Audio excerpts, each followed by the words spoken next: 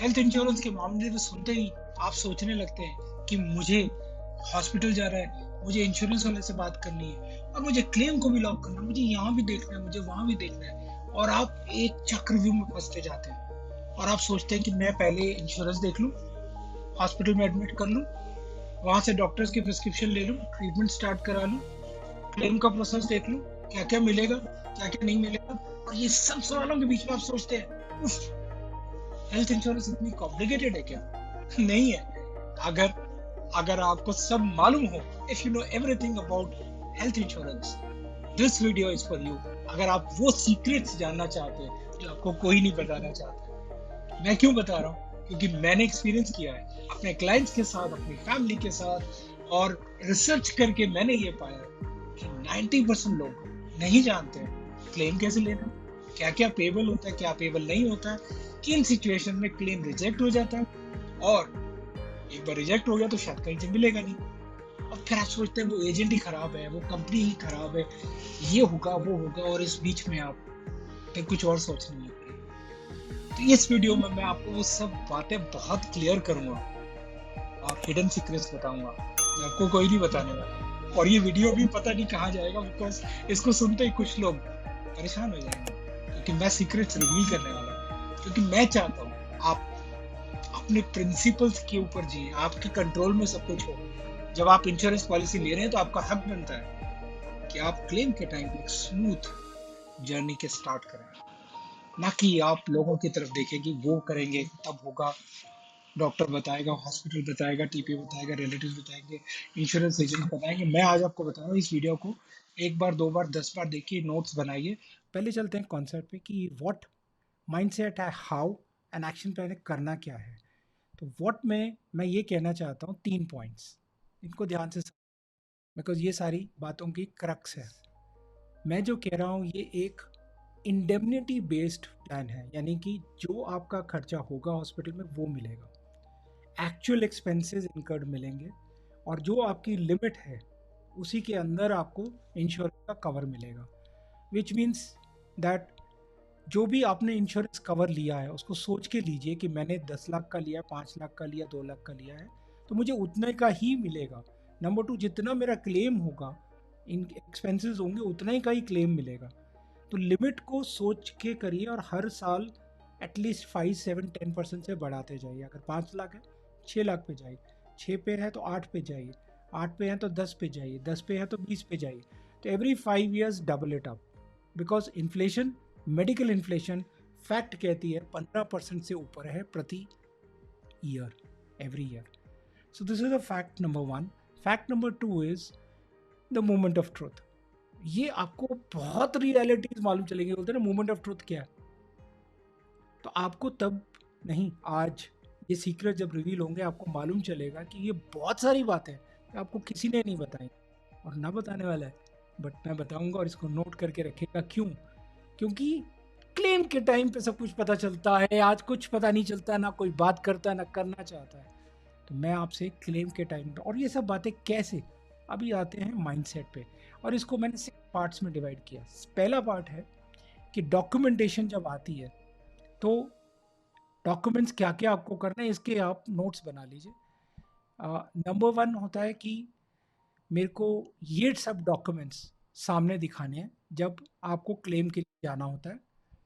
तो ये डॉक्यूमेंट्स की लिस्ट, इसका स्क्रीनशॉट ले लीजिए। इंश्योरेंस कार्ड, हेल्थ इंश्योरेंस से मिला, पॉलिसी की कॉपी, पैन, आधार, केवाईसी फॉर्म। ये एक नया है बिकॉज 1 लाख से ऊपर क्लेम होता है तो आपको केवाईसी भी अपडेट करना पड़ता है, जो कि पैन और आधार से और अपडेट हो जाता है। एड्रेस, ईमेल, मोबाइल, वो सब अपडेट होना चाहिए। और मेडिकल ट्रीटमेंट क्या हो रहा है और उसका सर्टिफिकेट डॉक्टर से सर्टिफाइड कि ये डायग्नोसिस था, ये प्रिस्क्रिप्शन है, इसके बेसिस पे ये मेडिकल ट्रीटमेंट हुआ है, हॉस्पिटल में एडमिशन। तो ये आपको सबसे पहला स्टेप है जो देना होता है। तो डॉक्यूमेंट्स अगर आप कैशलेस के लिए जा रहे हैं तो ये आपको सबमिट करने हैं। मेरी सलाह है इनको सबको आप रेडी रखें अपने पास, कार में, घर में एक एक कॉपी, हर एक मेंबर की एक कॉपी फोटो कॉपी करा के रखिए। नंबर टू, अब इसमें मैं आपसे बात करने वाला हूं कि आपको चाहिए क्या होगा जब आप, मैं इसको थोड़ा छोटा कर दूं ताकि आपको ये क्लैरिटी बनी रहे। अब जब आप कॉम्प्रिहेंसिव लिस्ट ऑफ डॉक्यूमेंट्स आपसे मांगी जाती है प्री और पोस्ट हॉस्पिटलाइजेशन, तो आपको ये डॉक्यूमेंट्स को सबमिट करना है। ये वही हैं डॉक्यूमेंट्स जो मैंने पहले बताए थे, बट इसमें जो प्री यानी 30 डेज बिफोर हॉस्पिटलाइजेशन और अप टू 60-90 डेज डिपेंड करता है इंश्योरेंस कंपनी, आपको ये पूरा एक्सपेंसेस मिलते हैं। तो इनको नोट करें, स्क्रीनशॉट ले लें, और ये सब डॉक्यूमेंट्स को आपको वन बाय वन प्रोसेस करके डॉक्टर प्रिस्क्रिप्शन, उसके साथ में आपके बिल्स, उसके साथ में मेडिसिन के, उसके साथ में एक्सरे की रिपोर्ट्स, कोई और टेस्ट, ये सारा एक स्टेप है। फिर आप दोबारा डॉक्टर से मिलने गए, उसने प्रिस्क्रिप्शन लिख कर दी, फीस ली, उसका बिल लगाइए, उसकी मेडिसिन का बिल लगाइए। तो ये 60 डेज़ का पोस्ट हॉस्पिटलाइजेशन का ये एक पैकेट बनाते जाइए।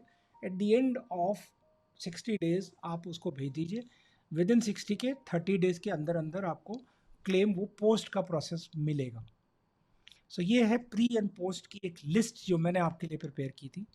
नंबर 3 पे चलते हैं। जब हम रिम्बर्समेंट की बात करते हैं क्लेम प्रोसीजर में, कि मैंने ऐसे हॉस्पिटल में ट्रीटमेंट कराया जहाँ पे मैं कैशलेस नहीं ले पाया, तो अगेन यही डॉक्यूमेंट्स आपको सबमिट करने हैं।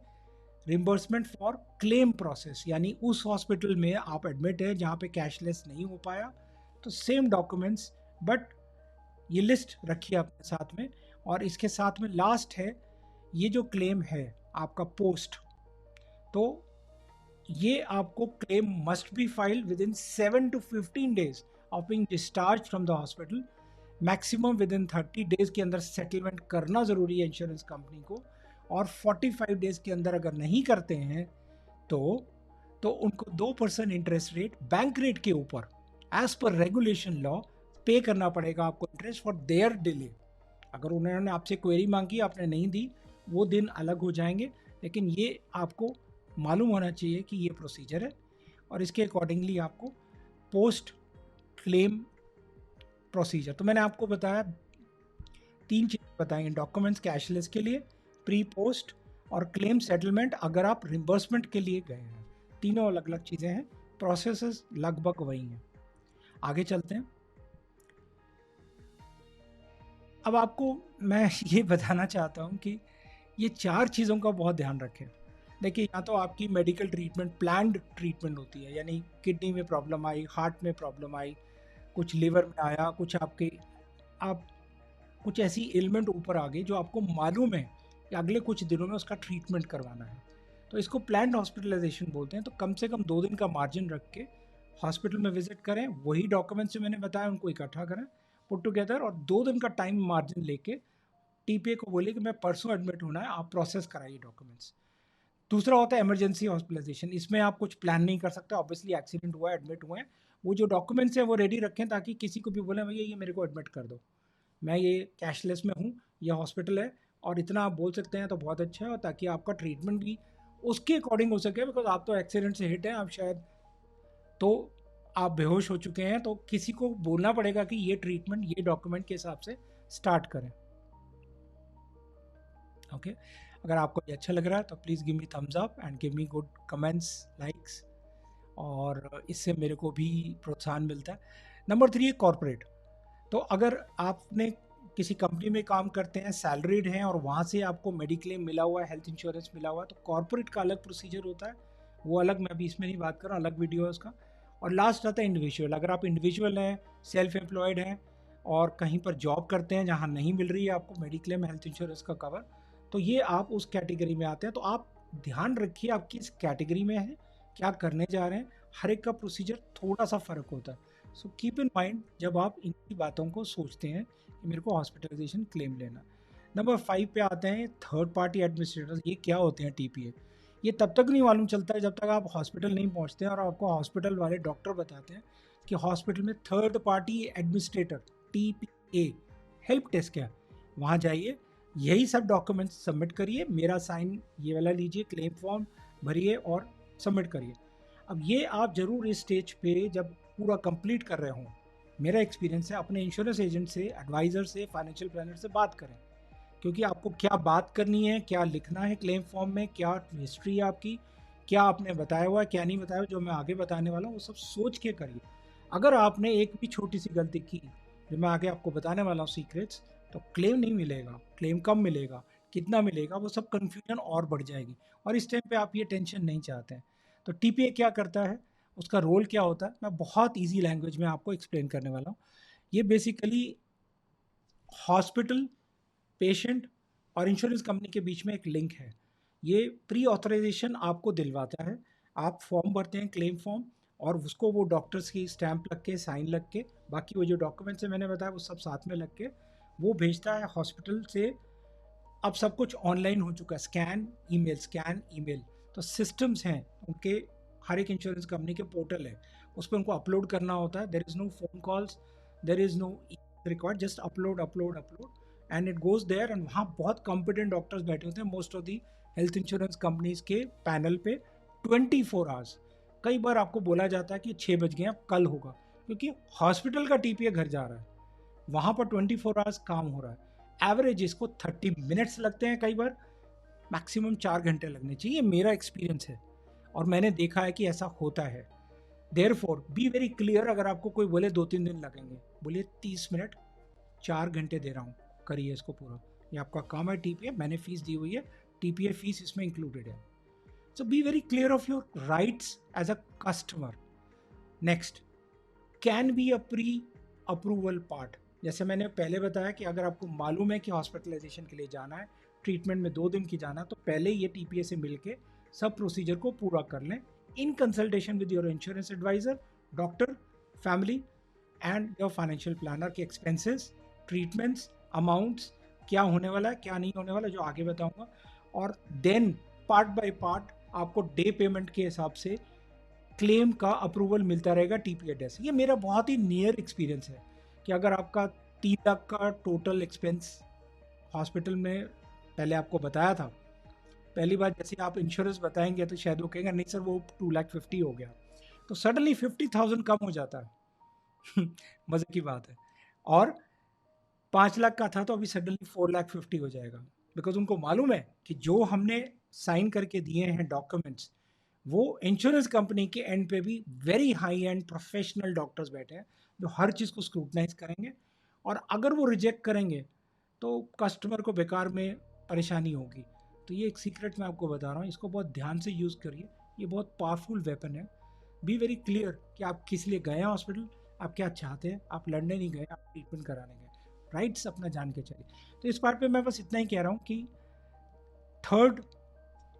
First second third fourth day, ऐसे आपको डे बाय डे ये मिलते रहते हैं। ये वाला पार्ट मैं आपको बता रहा हूँ, part by part day payment. अगर 2 लाख का क्लेम अप्रूव हुआ है तो पहले दिन 50,000, दूसरे दिन 50,000, तीसरे दिन जैसे ही आपका वहाँ से छूटते हैं हॉस्पिटल से तो ये भी बैलेंस 1 लाख हो जाता है। तो घबराइए मत, आप डॉक्टर पे विश्वास कीजिए, इंश्योरेंस कंपनी पे विश्वास कीजिए, टीपीए पे कीजिए, अपने फाइनेंशियल प्लानर या इंश्योरेंस एजेंट से भी बात करते रहिए कि बताइए क्या हो रहा है और ये मेरे लिए सही है, क्या करना चाहिए, बिकॉज उनको मालूम है कि होना क्या है, आप सिर्फ घबरा रहे हैं शायद। आगे चलते हैं। तो यहाँ तक क्लियर है, ये पॉइंट नंबर 5 था। अब बड़ी बात आ रही है, और मैं क्यों करने वाला हूँ बड़ी बात, क्योंकि ये 5 चीज़ें बहुत आसान थी, शायद आपको ये सब मालूम हो। अब आती है सबसे बड़ी बात, सीक्रेट्स। और मैं वो आपको हिडन सीक्रेट्स रिवील करने वाला हूँ। एक नहीं है, 18 सीक्रेट हैं, 18 सीक्रेट्स, 1 बाय 1 मैं आपको रिवील करने वाला हूँ। बट इससे पहले मुझे कमेंट्स में लिखिए, सीक्रेट्स रिवील करो तारिश, रिवील द सीक्रेट्स तारिश। Let's see some comments. Okay, thank you. Number 1 secret, the insured has to pay, यानी कह दिया जाता है आपको कि आप ही पे करेंगे। इसका क्या सीक्रेट है? कुछ आइटम्स कुछ इंश्योरेंस कंपनी पहले ही क्लियर कर देती हैं, ग्लव्स, कुछ मास्क, कुछ फाइल चार्जेस, ये आपको पे करने हैं as a customer, as a insured. So this is okay. There are some insurance companies, very good insurance company, which will pay 100%. They might charge you something called safeguard or extra some terminology होती है। तो 10 lakhs की अगर आपका cover है तो उसके ऊपर मान लीजिए 2,000-3,000 एक्स्ट्रा लगेगा, on a premium of 30,000 2,000 extra पे कर दीजिए, ये कवर को 100% बना दीजिए। नेक्स्ट, इंक्लूजन्स और एक्सक्लूजन्स को बहुत ध्यान से समझ के चलिए, क्या आपके इंक्लूडेड है, क्या इंक्लूडेड नहीं है। हॉस्पिटल में जाके जब आप एडमिट हैं 4 दिन 5 दिन हॉस्पिटल में, तो ये मत सोचिए जूस आने दो, खाना आने दो, जो भी विजिटर्स आ रहे हैं उनके लिए सब कुछ खाना ऑर्डर करते जाइए, बिकॉज आपको नहीं मालूम, आपको लगता है सब पे होगा, नहीं होगा।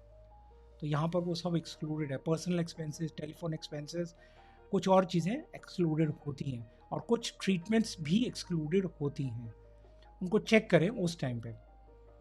Validity of your medical insurance plan, इसमें क्या क्या कवर है, क्या नहीं कवर है, डेट कब तक है, ये एक्सपायर कब हो जाएगी पॉलिसी, सम श्योर्ड कब है, चीज़ों का ध्यान रखिए, नहीं मालूम रहता है। कवरेज देखिए, जो मैंने अभी आपको बताया कि मेरी 10 लाख का कवर है, 2 लाख का कवर है, मेरा एक्सपेंस 3 लाख जा रहा है, नहीं मिलेगा। Insurance adviser, financial planner, hospital, doctor, TPA, किसी को कुछ कहने से मिलेगा नहीं, बिकॉज यहाँ क्लियर कट है, फेवरेटिज्म या उसको कह दो जरा हो जाएगा, नहीं होता है। वेटिंग पीरियड है, अगर आपको बताया गया कि आपने अभी पॉलिसी ली है और 2 साल तक 1 2 3 सर्जरीज कवर नहीं होती हैं, तो नहीं होती हैं, because of standard terms of insurance of all insurance company world wide. तो इसको समझ के चलिए।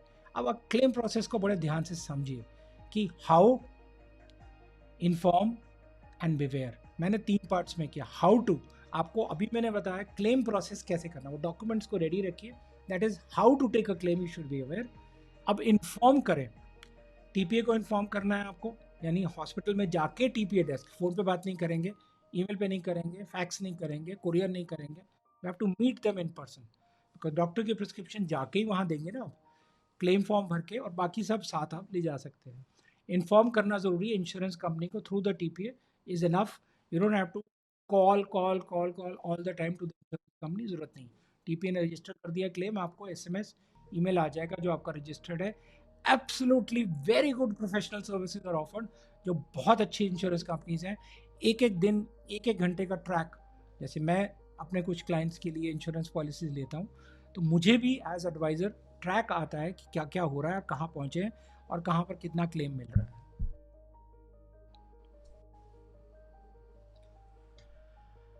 इन्फॉर्म करिए सबको, बताइए कि आपने कहाँ कहाँ पर क्या क्या इंश्योरेंस का क्लेम चल रहा है, आपका ट्रीटमेंट चल रहा है, and beware.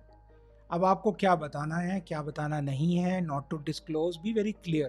What I mean to say is, आपने कुछ चीज़ें नहीं बताई हैं जब आपने इंश्योरेंस ली थी, और ना बताने का, नॉट डिस्क्लोज करने के बहुत नुकसान हो सकते हैं।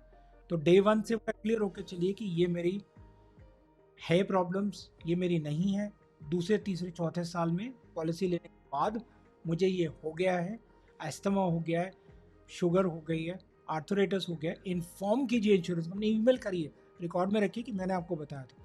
अरे होने दीजिए 2 साल के लिए एक्सक्लूड, डरिए मत, बात करिए इंश्योरेंस एडवाइजर से कि इसको करने से और क्या क्या होगा। सो क्लेम प्रोसेस के बारे में प्रायर इन्फॉर्मेशन अपने पास ज़रूर रखिए।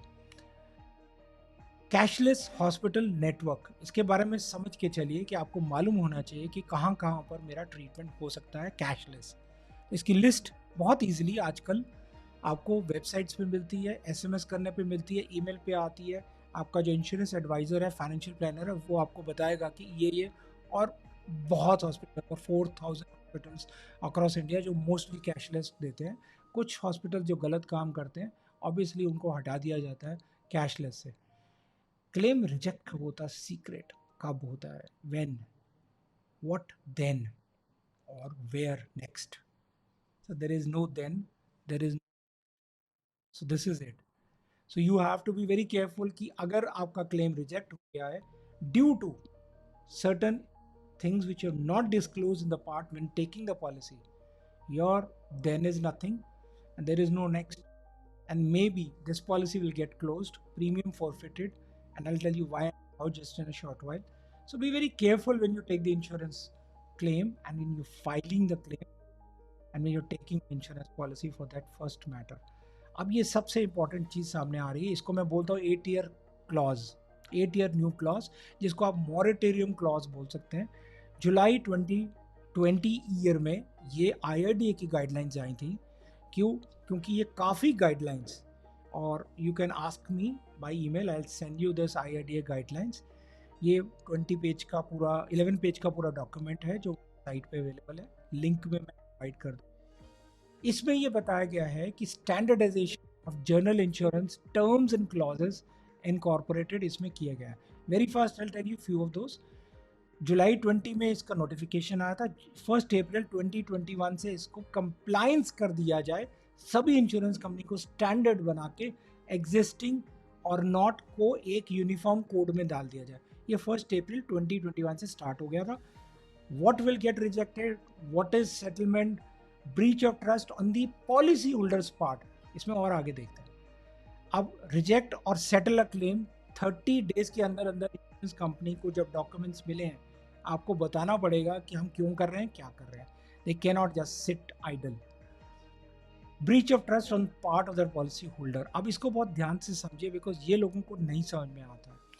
Now policy will become void अगर आपने ब्रीच ऑफ ट्रस्ट किया, यानी आपसे जब इंश्योरेंस एजेंट पूछ रहा था कि इसको क्या क्या मैं लिखूं, एलिमेंट्स हैं, स्मोकिंग है, ड्रिंकिंग है, कोई और हैबिट्स हैं, एलिमेंट्स हैं, पास्ट सर्जरी है, फैमिली में और आपको कोई कॉन्जेनाइटल डिजीज है, प्री एग्जिस्टिंग डिजीज है, मेडिसिन लेते हैं, कोई सर्जरी हुई थी, ऑपरेशन हुआ था, कभी डॉक्टर को दिखाया था, क्या हुआ था, वो सोचकर सब बताइए, नहीं तो policy will become null and void, policy holder will be deprived of all the benefit, premium will be relinquished, and policyholder is in this situation proven guilty for making a fraudulent claim। उस situation में आपका premium भी वापस जब्त हो गया और कोई भी एडिशन ऑफ न्यू एक्सक्लूजन करने की फ्रीडम इंश्योरेंस कंपनी के पास है कि अब वो कहेंगे ये आपने बताया है एस्थमा, तो 2 साल के एस्थमा से रिलेटेड कुछ भी होगा वो एक्सक्लूडेड है, यस कर दीजिए, आगे बढ़िए, बिकॉज 2 साल के बाद लंबी जिंदगी है। तो इसको बहुत ध्यान से ब्रीच ऑफ ट्रस्ट पे ध्यान रखिए। इजीली लोग लेते हैं कि नहीं मैं देख लूँगा, आप लिख दो कुछ नहीं है, तो पॉलिसी लेने के टाइम पे इतना छुपाइए मत, बाद में प्रॉब्लम आएगी। Because renewal shall be denied on the ground that the insurance person had made a claims in the preceding years of the policy year. तो ध्यान से समझिए इसको मैं क्या कह रहा हूँ। And what I want to say is that coverage is not available during that coverage. Grace period जो होता है, कुछ लोग बोलते हैं हम ग्रेस पीरियड में प्रीमियम पे कर देंगे, मेरा कहना है 15 दिन पहले पे कर दीजिए, because have great relationship with money. ये मैं बोलिए लास्ट डे पे वेट करके ही मैं लूँगा, बिकॉज जिस दिन ड्यू डेट है उसकी मिडनाइट पे आपका कवर ख़त्म, अगले दिन सुबह 12:10 पे आपका एक्सीडेंट होता है, एलिमेंट होती है, हॉस्पिटलाइजेशन होती है, क्लेम नहीं एक्सेप्ट किया जाएगा। इवन इफ अगले दिन आप जाके बोलते हैं मैं अभी पे कर रहा हूँ, बिकॉज वो पीरियड लैप्स हो गया, तो कवरेज नहीं मिलेगी, पॉलिसी शायद स्टार्ट हो जाएगी। तो इस बात को बहुत ध्यान से मैं आपको ये सभी बातें सोच के बता रहा हूँ, ऐसे नहीं कि मेरा आज मन कर रहा है कुछ बात करने का, बहुत सोच के मैंने ये पॉइंट्स आपको बताए हैं। अब अगली आती ये सब कहाँ से आया, मैं इसके बैकग्राउंड में गया हूँ, बिकॉज मैं इंश्योरेंस से जुड़ा हुआ हूँ लास्ट 22 ईयर से। Section 45 of the insurance act says no life claim policy claim can be contested once a 3rd-year period term is over. 3 साल के बाद लाइफ इंश्योरेंस कंपनी भी कोई भी लाइफ का पॉलिसी का क्लेम को रिजेक्ट नहीं कर सकती किसी भी ग्राउंड पे, including suicide, including some material facts not told. तो इंश्योरेंस कंपनी का काम है 3 साल है, आप पता कर लीजिए मेरी लाइफ क्या थी, मैं क्या ड्रिंक करता था, क्या मैंने बताया क्या नहीं बताया, वो सब मैंने आपको बताया कि पहले सही करिए, बट अब आप आपके बाद जो भी रह गए वो आराम से बोल सकते हैं कि देखिए ये मेरे को मालूम नहीं था, मेरे रिलेटिव को मालूम नहीं था। सो बी वेरी क्लियर, इसी से ये कवर आया है जिसको मॉरेटोरियम बोलते हैं, और मैं अभी इसको बताने वाला हूँ डिटेल में। कंप्लीटेड 8 ईयर्स के बाद इसी तरह से इंश्योरेंस कंपनी हेल्थ केस में रिजेक्ट नहीं कर सकती है कोई भी एलिजिबल क्लेम को। Eligible claim, I am very clearly saying eligible claim, मतलब एलिजिबल को मैंने डिफाइन किया है, क्या क्लेम मिलेगा क्या नहीं मिलेगा। अब उसको इंश्योरेंस कंपनी रिजेक्ट नहीं कर सकती, लेकिन 8 साल के अंदर मॉरेटोरियम पीरियड है। और ये मॉरेटोरियम पीरियड के क्या क्लॉजेज हैं, इसकी क्या खासियत है और क्या हिडन सीक्रेट्स हैं, वो ये है कि कोई भी क्लेम रिजेक्ट नहीं किया जा सकता अगर आपकी 8 साल से ऊपर पॉलिसी हो चुकी है, आगे जा चुकी है, और कोई भी कंटेस्ट नहीं कर सकती health insurance company except for proven fraud या परमानेंटली एक्सक्लूडेड। कोई आपकी डायबिटीज, आर्थराइटिस या ऐसी कोई एलिमेंट आपको परमानेंटली एक्सक्लूड कर दिया गया, तो इसको ध्यान से देखिएगा, पॉलिसी में आता है लिखा हुआ, और 8 ईयर्स के बाद ये पार्ट भी खत्म हो जाता है।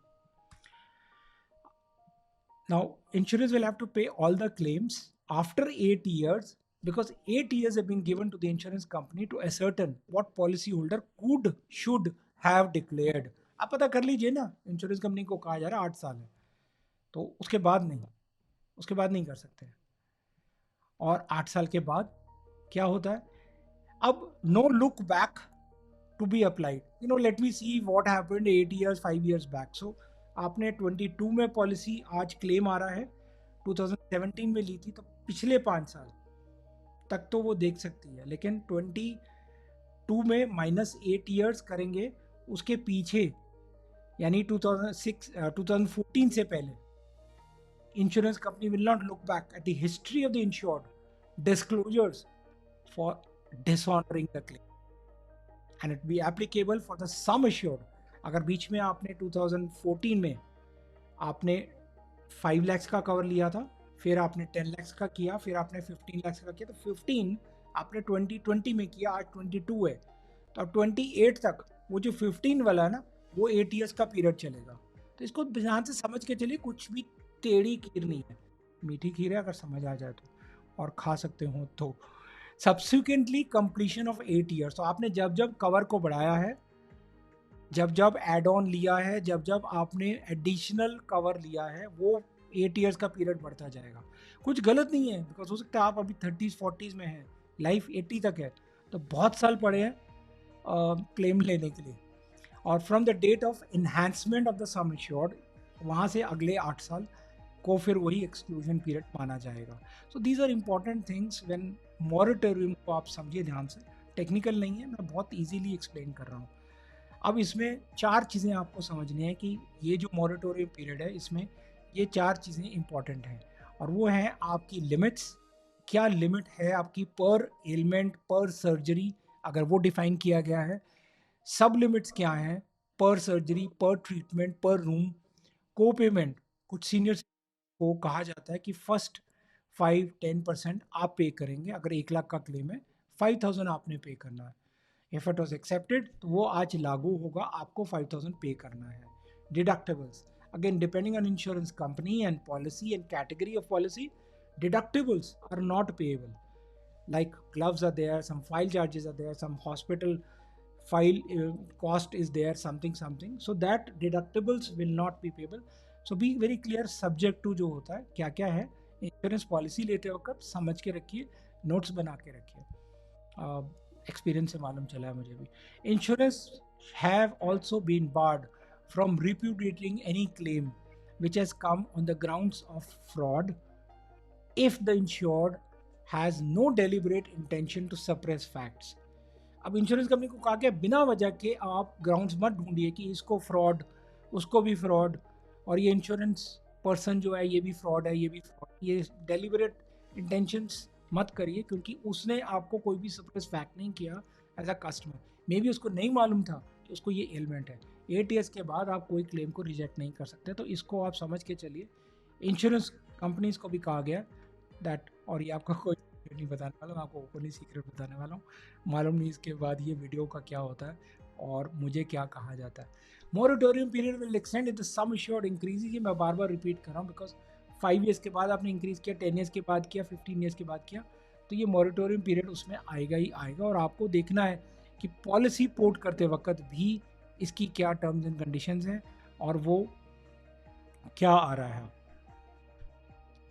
तो पॉलिसी पोर्टिंग यानी आपने ए इंश्योरेंस कंपनी से बी कंपनी में किया है पोर्ट हेल्थ इंश्योरेंस को, और आपने with in the insurance company policy A से पॉलिसी पी में गए कि ये पॉलिसी खत्म हो रही है, दूसरी पॉलिसी में जा रहे हैं, या ये ओके पॉलिसी थी, ये वेरी गुड पॉलिसी है। तो जब आप शिफ्ट ए पॉलिसी से be with in the company में कर रहे हैं, तो ये 8 years का पीरियड है, उसको देख लीजिए कि वो कैलकुलेट हो रहा है date on which the policy original was bought, ये आपके उसमें कहीं पर मैंशन हो कि वो डेट से 8 years मेंशन होना चाहिए। पॉलिसी पोर्टिंग के ये फीचर्स को चेक कर लीजिए, कोई नहीं बताएगा इसको आपको, इसलिए ये सीक्रेट है, और ये आप किसी को बताना मत, बिकॉज ये सीक्रेट है। Now the last thing is what I am trying to tell you is very simple. Pre existing क्या होता है, पॉलिसी लेने से पहले आपको जो भी एलिमेंट थी, ट्रीटमेंट कराई थी, सर्जरी हुई थी, ऑपरेशन हुआ था, वो सब बताइए इंश्योरेंस एडवाइज़र को, फाइनेंशियल प्लानर को, जो भी आपको असिस्ट कर रहा है। पॉलिसी लेने के लिए, प्लान करने के लिए, सोचने के लिए। लेट हिम डिसाइड कि क्या मेरे को आगे बताना है, क्या आपको पॉलिसी मिलेगी, नहीं मिलेगी, कौन सी कैटेगरी ऑफ इंश्योरेंस पॉलिसी लेनी चाहिए। आप मत डिसीजन लीजिए कि मुझे तो लेनी है क्योंकि मेरे नेबर ने, मेरे फ्रेंड के लिए सब ले रहे हैं इसलिए मुझे चाहिए। ये मत कीजिए, बिकॉज न्यू डिजीज़ के बारे में आपको इन्फॉर्म करना आपकी जिम्मेवारी है। इंश्योरेंस कंपनी को आपको अपडेट करना है कि मुझे अब एस्थमा हो गया, मुझे आर्थराइटिस हो गया, मुझे शुगर से डायबिटीज़ हो गई है, या मेरे को ब्लड प्रेशर अब हाई हो गया, बता दीजिए। ज़्यादा से ज़्यादा 2 साल लगाएंगे, जैसे मैंने कहा। मिस रिप्रेजेंटेशन मत कीजिए और non disclosure of important information मत रोकिए उसको। तो state everything if you feel कि आपकी बात सुनी नहीं जाती। Make a record of what you are telling adviser, send him an email that I've informed you, inform the insurance company that I've informed all this. On this link you can go and see about all these points there what I've explained here.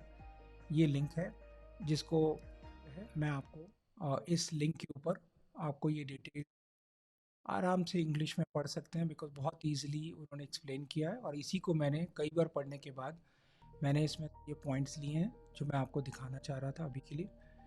सो इसको देख लीजिएगा, ये link मैं नीचे description में दे रहा हूँ, जो आप आराम से देख सकते हैं।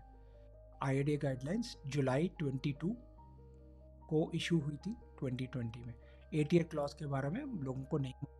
आई want to bring this secret out. 9th secret पे चलते हैं। टॉपअप क्या होता है?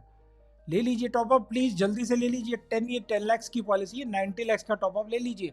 आपका एडवाइज़र ये कह रहा है कि आपको समझिए। फ्लोटर ले लीजिए, चारों को एक ही पॉलिसी में डाल देते हैं, अलग अलग मत लीजिए। प्रीमियम कम होगा, फ्लोटर में अच्छा रहेगा। सोच के लीजिए, समझिए। एडल्ट चाइल्ड 21 के बाद अलग हो जाता है, 25 के बाद उसकी अलग सेपरेट पॉलिसी हो जाती है, ज़रूरी है। 80D में आपको प्रीमियम का पेमेंट का बेनिफिट मिल रहा है इनकम टैक्स एक्ट के अंदर। इनकम टैक्स एक्ट 80D के अंदर जो आपको इसमें प्रीमियम पे किया है इंश्योरेंस के लिए, वो आपको उसमें रिबेट मिल रहा है। तो आपका बेटा अगर जॉब में लग गया, बेटी जॉब में लग गई है और उनकी सैलरी मिल रही है, और उनके अकाउंट से आप पे करें ताकि 80D में उनको भी बेनिफिट मिल सके। इनकम टैक्स का बेनिफिट आपको अलग मिल सके, वाइफ को अलग मिल सके, husband wife, mother father, brother sister, सबकी अलग अलग रखिए। आफ्टर एज ऑफ 21 पॉलिसीज़ को अलग करें ताकि ये बेनिफिट सबको मिल सके। बिकॉज एज ऑफ नाउ 25,000 पर इंडिविजुअल आपको ये 80D में बेनिफिट मिलता है, पेरेंट्स का अलग। At this point I would say, हाथ जोड़ के please take care of your parents. ये मत सोचिए इंश्योरेंस से कितना मिलेगा, क्लेम मिलेगा, मैं उतना ही पे करूँ, उसके आगे मुझे नहीं पता। First go take care of parents. मैं देखता हूँ कुछ क्लेम के टाइम पे लोग फ़ोन करके पूछ रहे, नहीं मैं पेरेंट्स के लिए हो नहीं पाता। आप उनके लिए जो भी कर सकते हैं सब कुछ कीजिए। इस टाइम पे, क्लेम के टाइम पे, इंश्योरेंस एडवाइज़र, फाइनेंशियल प्लानर से जितना क्लेम अप्रूव होगा उतना ही होने दीजिए, मैं इसके आगे नहीं जाऊँगा। तो ये टाइम नहीं है ये बातें करने का, और आपको you have to take care of your parents is what I would simply say. Number 14, premium payment की इंस्टॉलमेंट्स कई बार पॉसिबिलिटी होती है कि सपोज़ आपका प्रीमियम 1 लाख रुपए आ रहा है, आप उसको 8,000 रुपीज़ पर मंथ, यानी 1 lakh divided by 12 monthly, quarterly, half yearly पे कर सकते हैं। लेकिन अगर क्लेम आ जाता है, सपोज आपने जनवरी 22 में पॉलिसी की, क्वार्टरली बेसिस पे आपने सिर्फ 10,000 का प्रीमियम था, आपने 2,500 पे किया, क्लेम आ गया 20,000 का, तो जो 7,500 बैलेंस था आपका वो पहले पे करना पड़ेगा या क्लेम में से माइनस हो जाएगा, तभी वो बैलेंस अमाउंट आपको मिलेगा। तो उस बात को जरा ध्यान में रखिए। सीक्रेट को रिवील कर रहा हूँ, डिस्टर्ब नहीं। Inclusion of telemedicine under health insurance आ चुका है, यानी बहुत सारी क्लेम से पहले आप टेलीमेडिसिन यानी इंश्योरेंस कंपनी के साथ बात कर सकते हैं। बहुत सारी फैसिलिटीज़ आपको दी गई हैं from the insurance company, so that you are not misguided by the hospital, misguided by the doctor, and you get proper care and attention, professional advice. Multiple policies लेने पे मेरे से कुछ लोगों ने क्वेश्चन किया था आज भी कि अगर मैंने अपनी पॉलिसी 10 लाख की ली हुई है, ऑफिस ने 5 लाख दी हुई है, तो मेरा क्लेम जो 4 लाख का आया उसका मैं क्या करूं? सिचुएशन 1 में आप 4 लाख का मेरी सलाह में ऑफिस के क्लेम से पहले ले लीजिए, बिकॉज अपनी पर्सनल पॉलिसी को आप नो क्लेम बोनस से बढ़ाते जाइए और उसको लॉन्ग टर्म के लिए रखिए। नेक्स्ट क्वेश्चन आया था मेरे पास कि अगर आपका 6 लाख का क्लेम है यही सेम सिचुएशन में 5 लाख ऑफिस से है, 10 लाख आपका है, तो 5 लाख आप अपने ऑफिस इंश्योरेंस से लीजिए और 1 लाख अपनी पर्सनल इंश्योरेंस पॉलिसी से लीजिए। तो सोच के चलिए, yes you can divide it, कि मैं 3 लाख यहाँ से लूँगा, 3 लाख वहाँ से लूँगा, you can divide and decide. तो मल्टीपल पॉलिसीज़ का पॉसिबिलिटी है। बहुत सारे फीचर्स नए आ गए हैं। Health insurance portability when you are got convinced, somebody good financial adviser has told you, इस इंश्योरेंस कंपनी के बजाय इस इंश्योरेंस कंपनी में फीचर्स ज़्यादा हैं, मेरे हिसाब से प्रीमियम को मत देखिए, फीचर्स को देखिए, लॉन्जिटिविटी देखिए, कौन सी चीज़ लंबी दौड़ का हो उसके साथ चलिए। बिकॉज आज आप 5-10 हज़ार रुपये बचाने के लिए पोर्टेबिलिटी मत कीजिए, बल्कि 10 लाख 20 लाख का क्लेम मिल जाए उसको देखिए। That is my humble submission, very clear. So ये मेरे ये पॉइंट्स थे, और 18th पॉइंट में चाहता हूँ आप मुझे बताएं कि क्या होना चाहिए सीक्रेट। आपकी नज़र में आपको क्या सीक्रेट नज़र आया था, वो नंबर 18 पे डालूंगा मैं, इसका एक अपडेट वीडियो बनाऊंगा, तो मुझे बताइएगा ईमेल करके, कमेंट्स में नीचे, यूट्यूब के कमेंट्स में, फेसबुक पे, कि क्या लगता है। अब आते हैं हम एक्शन प्लान पे। तो ये मैंने आपको माइंडसेट एक्सप्लेन किया, मैंने शुरू में एक्सप्लेन किया था कि ये कॉन्सेप्ट क्या है हेल्थ इंश्योरेंस का और मैं क्या कहना चाहता हूँ, क्या टॉपिक है, मैंने सब कुछ समराइज किया। अब मैं आपको दे रहा हूँ steps to get ready for that war when you are going for that claim settlement. I got this 10 sharp points, please make notes of this. Number 1 is, बहुत फास्ट छोटे छोटे पॉइंट्स हैं, सबमिशन देने के लिए रेडी रहिए कि आपका क्लेम आता है आपको क्या क्या देना है। इनिशियल रिव्यू के लिए रेडी रहिए कि टेलीफोनिक, डॉक्टर से सलाह, कंसल्टेंसी, सेकंड थर्ड ओपिनियन, उसके लिए आप रेडी रहिए कि मुझे क्या क्या। सबमिशन। थर्ड पॉइंट है एलिजिबिलिटी। मैंने आपको सारे पॉइंट्स बताइए। एलिजिबिलिटी चेक करें, आपका कवर क्या है, डेट्स क्या हैं, क्या क्या एक्सक्लूडेड है, इंक्लूडेड है, वो सब चेक करें। नेटवर्क हॉस्पिटल्स को चेक करें, कौन से हॉस्पिटल में है नहीं, लिस्ट रेडी रखिए। पेएबल क्या है, क्या पेएबल नहीं, समझ के करिए। बेनिफिट्स क्या हैं, क्या नहीं है, B very clear. Medical necessity review, ज़रूरी नहीं है आपको हर साल क्लेम लेके प्रीमियम का फ़ायदा उठाना है। 10 साल तक भी नहीं मिलता है और 1 साल मिलता है तो वो पूरा हो जाता है, ये सोच के साइकोलॉजी से चलिए। फ्रॉड क्लेम्स मत डालिए। रिस्क को रिव्यू करते रहिए, अगर आपको लग रहा है कि बढ़ रहा है और आगे चल सीरियस हो जाएगा तो take care of yourself. 8 years moratorium की दोबारा से बोलूँगा, I will encourage all the policy holders, be very careful not to miss and be very clear of your existing ailments. Do not try to fraud an insurance company, and do not let any insurance agent also take you for a ride, and go for continuous renewals। आपको बताया 10 minute से आगे, एक दिन भी आगे हो जाता है, क्लेम नहीं एक्सेप्ट नहीं होगा। My last point is, don't forget your proper nominations। एक केस में मैंने देखा कि person was hospitalized, 20 lakhs 30 lakhs चला गया था हॉस्पिटल ट्रीटमेंट, और the person passed away, and in that case the insurance company pay the balance on to the person who is the nominee and who can pass on to the hospital and settle the balance hospital bills, because the person is deceased and cannot, technically speaking, receive amount in his bank account. So make sure you have nominees mentioned in your health insurance policy, and that nominee is also alive, and keep checking once in a year कि भाई वो भी है और nominee को मालूम है कि मैंने उसको नॉमिनी बनाया है, और अगर कुछ ऐसा हो जाता है तो nominee. So steps to get ready। I am very happy that I have explained action point and the secrets। I've been very happy and I've made this with great effort। All these points are put together today in this video to tell you hidden secrets which I wanted to tell you कि ये सब secrets concept, mindset और action plan के साथ I'm very happy that I've put together this। I'm very sure that one of the very unique videos जहाँ पे मैंने आपको reveal किया है, caution किया है, और आपको warn किया है, और आपको खुश भी किया है, सीक्रेट्स भी बताए हैं, स्टेप बाय स्टेप प्रोसेस बताए हैं, क्या करना चाहिए क्या नहीं करना चाहिए। फिर भी कुछ रह गया हो तो may be I am not try to cover 100%। This is not education class, but this is to make you aware, beware, so that whenever you are thinking of a health insurance policy, health insurance claim, make a note of this, watch this video, share with all your friends to tell them। सभी relatives को भेजिए कि एक बार ये video जरूर देख लीजिए। Covid से हम बाहर निकले हैं और अनसर्टनिटी कुछ सालों तक बनी हुई है कि क्या हो सकता है, कुछ भी और हो सकता है, और लाइफ की अनसर्टनिटी को देखते हुए ये चीज़ अगर आपको मालूम रहता है, आपके रिलेटिव्स को मालूम रहता है, वो आपको थैंक यू करेंगे कि आपने उनको ये वीडियो भेजा था और ये पूरे पॉइंट्स भी डिस्कस किए थे। और नॉमिनी को ज़रूर बताइए, पेरेंट्स को टेक केयर करें, चिल्ड्रन का भी ध्यान रखें, खुश रहें, अपने पैसे के साथ खुश रहना सीखें, have a great relation with your money. Insurance premium को टाइम से पे करें, नहीं 10 दिन 5 दिन 2 दिन पहले पे करें, ताकि वैलिडिटी इंश्योर करें कि वो चल रही है। तो इस सभी पॉइंट्स को ध्यान रखिए। अगर कुछ पॉइंट मेरे से मिस हो गया, send me on the comments below and I'll include in the next video maybe a new video on this. I will do a separate video on related topics, and I keep doing every day from 1st November 2022. Today is 9th day. Live video every day I've done on a unique topic which benefits a common layman when it comes to money, when it comes to making your principles towards becoming a rich person. Read my book, The Richness Principle. ये बहुत सारे points इसके अंदर included हैं. Written out in 2015, researched and put together the points here. ये book आज भी एक ट्रेजर आपको मिलेगी इन सभी पॉइंट्स के साथ, और सदाबहार रहेगी, बिकॉज वो पॉइंट्स कभी भी चेंज नहीं होते। रेगुलेशंस आ जाती हैं, वीडियो से मैं अपडेट कर रहा हूँ आपको। और मेरे साथ अगले वाले लाइव कोर्स में जुड़िए, लिंक नीचे दिया हुआ है।